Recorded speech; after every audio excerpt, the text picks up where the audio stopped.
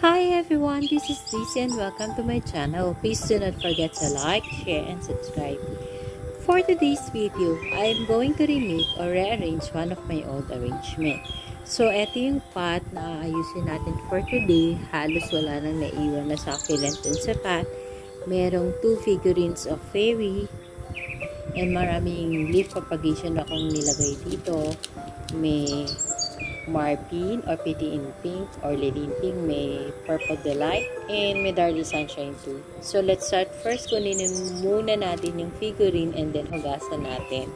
And then, let's collect all the leaf propagation at yung mga leaf na nahulog as well as the dried leaves. Tanggalin natin. So, hindi ko itatapon yung mga leaf propagation ha. Ilalagay ko lang to sa isang pot or do sa mga leaf propagation box natin para hindi sayang. Kasi sayang din yung mga leaf propagation pag lumaki sila. You can also use them in an arrangement.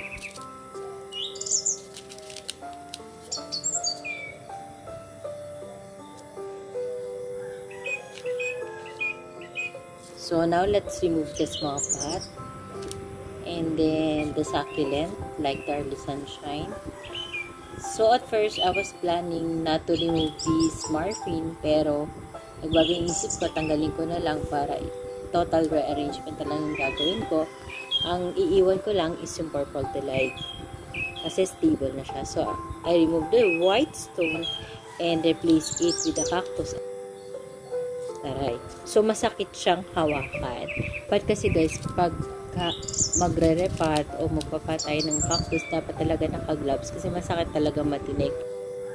Lalo na pagka yung tinik ay kumapit dun sa fingers mo, yung tinatawag na salubsab ang hirap ng tanggalin. So anyway, naipat ko din naman siya ng maayos. So ibinalik ko din dito yung small white pot in the middle of the pot.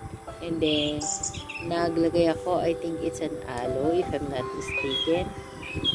Or haworthia. And then, kumuha ako dito ng succulent sa table. Ito yung mga in-unbox nating succulent before. So, ayan, naglagay ako ng kulay purple na Echeveria.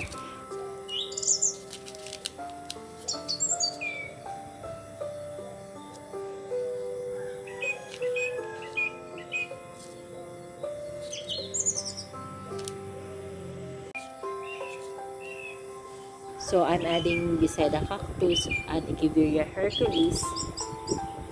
And then, I'm going to put back the Darly Sunshine na tinanggal natin. But this time, I'm going to cut the stem na kasi ethylulated na siya.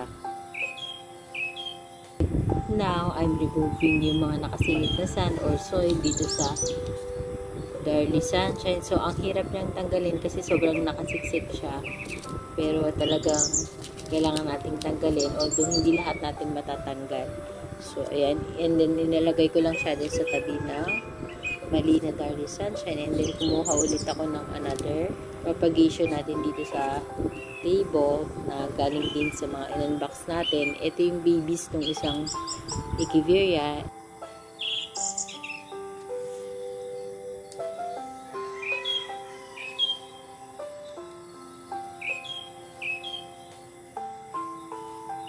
And then right now, I'm going to put Yellowstone as a top dressing natin. So, ito yung first time na nagpakita ko ng pot arrangement na gumamit ako ng stone as top dressing. So, since yellow lang yung available na top dressing ko na stone, kaya ayun yung ginamit ko. So, I'm not sure kung magiging maganda yung kalalabasan ng arrangement. So, tignan na lang natin at the end of the video. Pero, I think the Yellowstone will add colors to the arrangement that we are making now.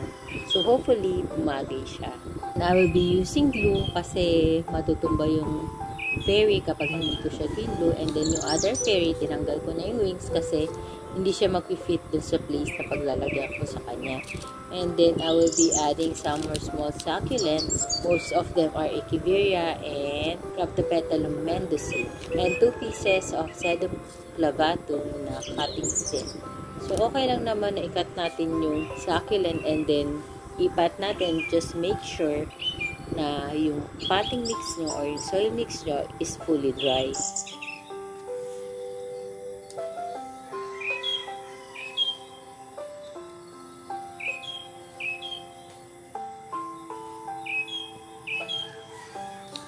So it's finally done. Let's take a closer look of the final arrangement that we have done today. Enjoy watching!